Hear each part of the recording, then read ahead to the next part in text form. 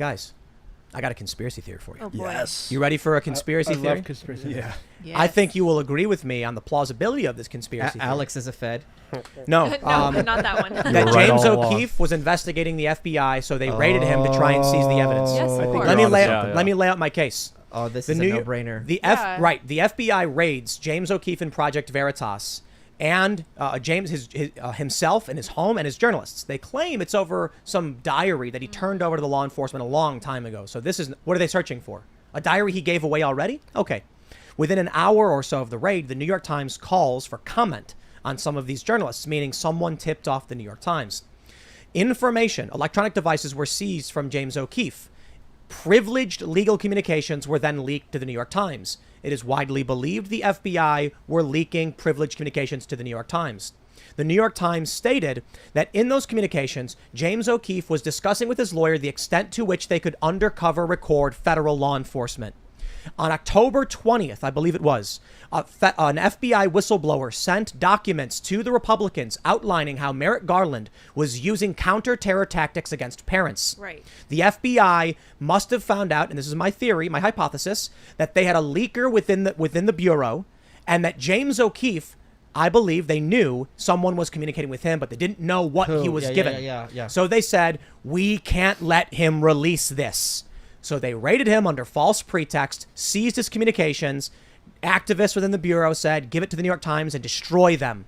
That's my theory. I would even add that they probably were the ones that gave him the diary in the first place, since this diary was going around, and they didn't expect honey trap. Yeah, they didn't expect them to give it to law enforcement, which Project Veritas did. They didn't run with the story, and I just think they were extremely desperate.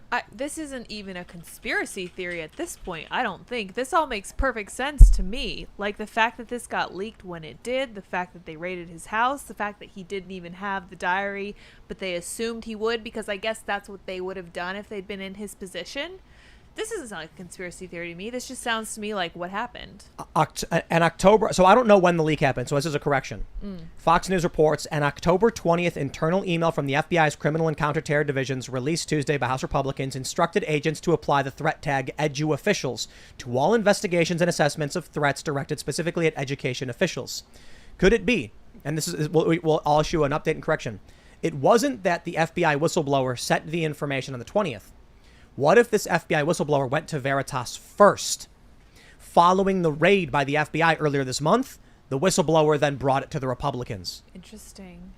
I think the FBI went after James O'Keefe because they were scared that O'Keefe had information on them. And I will stress, the New York Times said in the legal communications that Veritas was asking about the extent to which they could secretly record FBI agents.